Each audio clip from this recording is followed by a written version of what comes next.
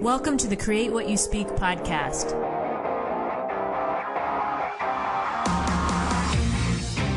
Join me as we have a real-life discussion on how to change your life by changing your thoughts. Remember, question everything, trust yourself, and find your truth. Welcome to the Create What You Speak podcast, where we talk about how your thoughts create your reality. We also share real-life solutions to living free in an unfree world. And this means different things to different people, living free in an unfree world, depending on our circumstances. And this week, I'm really excited to bring Julie Morin, and we're going to be talking about finding strength you didn't know existed.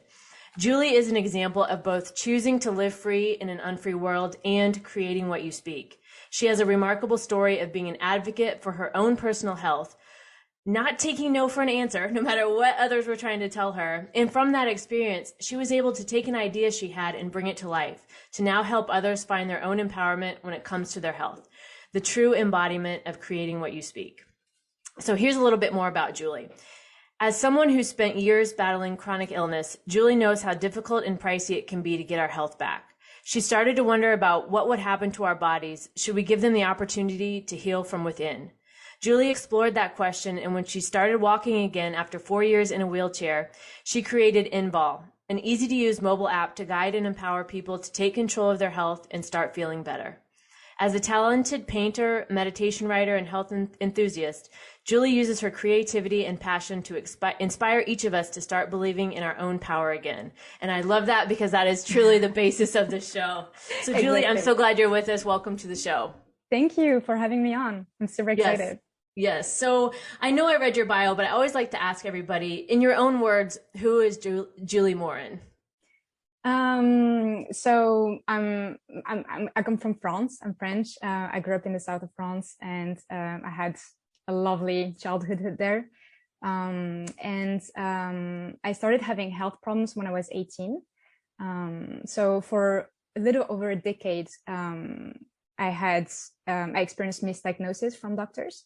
They didn't know what was wrong with me, and because they didn't know, they always said that it was probably stress or in my head.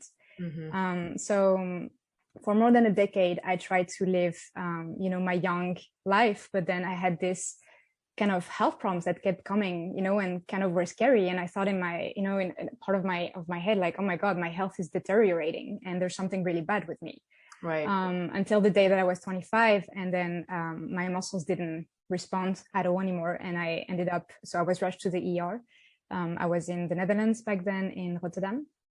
And I ended up spending 2 weeks there. And the next 4 years, I was unable to walk, and I spent them in a wheelchair.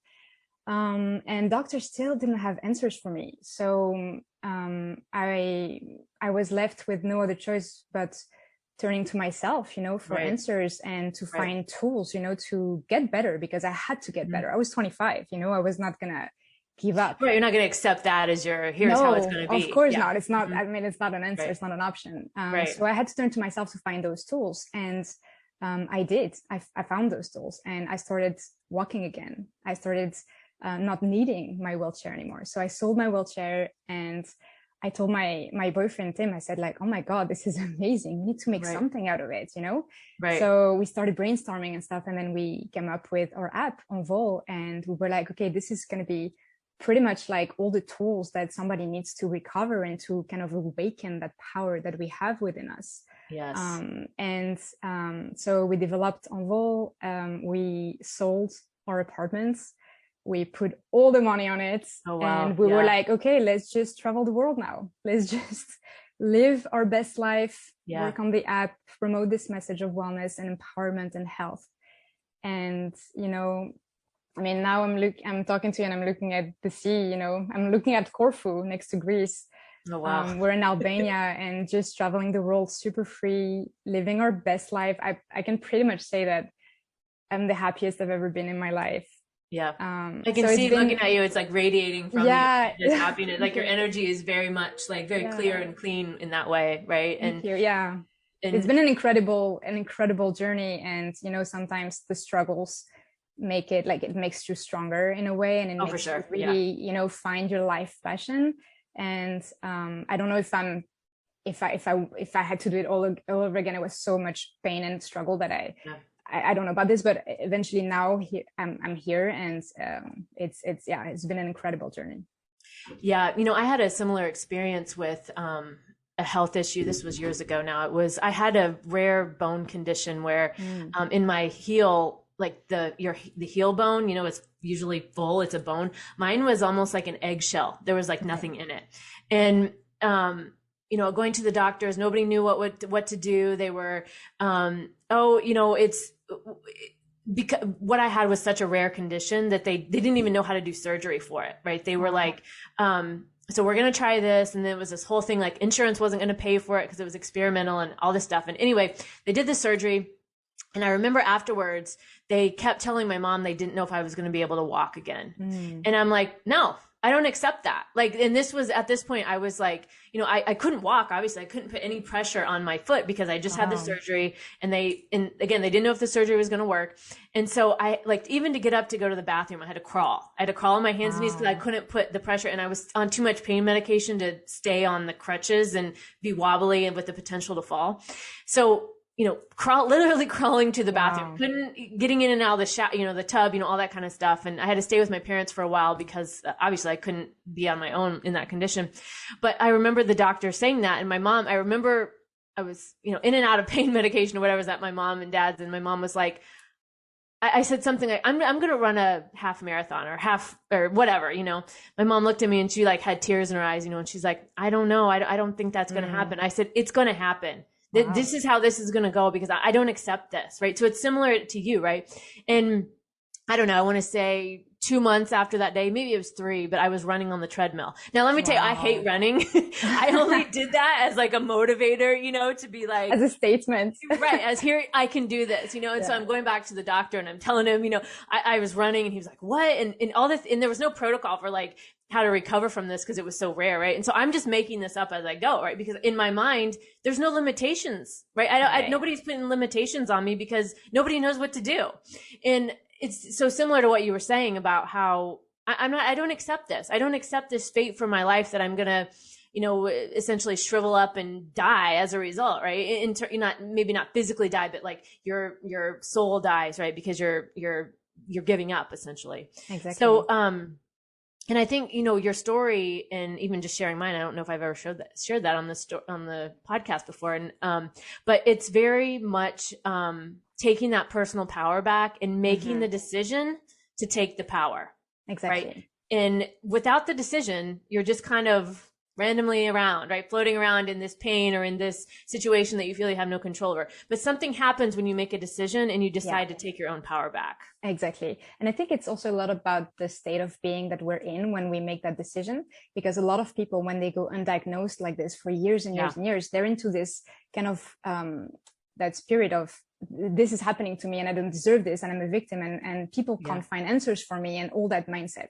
And I think a lot of people, on forums online or Facebook groups, there's a lot of this victim mentality, which after a while can be detrimental because it's just not geared towards positivity. And as you just said with your personal story, thoughts have power, incredible powers. I mean, when we think of something stressful, of a stressful event, we have literally physical manifestations of that process of thinking. We have sweaty palms, we have like a heartbeat that's just higher, tight, exactly. We need to go to the toilet, like all those things. And then people are very aware of this. They will tell you like, oh, of course. But then if you say, but wait, if you take that process and then you reverse it, so instead of thinking negative or stressful thoughts, you think positive ones, then what happens? And then they're like, oh, I've never seen it this way. Right. But then that power is incredible. It can even change the size of our telomeres in our body, which is like sign of our longevity, Right. It's just incredibly powerful. And I think what you did with your story was exactly that, like kind of geared your thoughts towards something positive, a positive outcome, not putting limitations on what you can or cannot do and just like go all the way. And that's very inspiring. Well, and it's also what you had talked about, the doctor's not giving you answers or telling you it's all in your head, right? Or not being able to figure it out. One of the things, and I've talked a lot about that on the show here, that 2020 taught me was not searching outside of myself for answers, Mm-hmm. right? Like having the answers within. Now, I'm not saying like medically that everybody's going to self-diagnose them. I don't No, mean of course that. not. But in your situation where you knew something wasn't right, right? Mm-hmm. And so but everybody's telling you it is, and it must be in your, there's nothing wrong with you, right? It's in your head.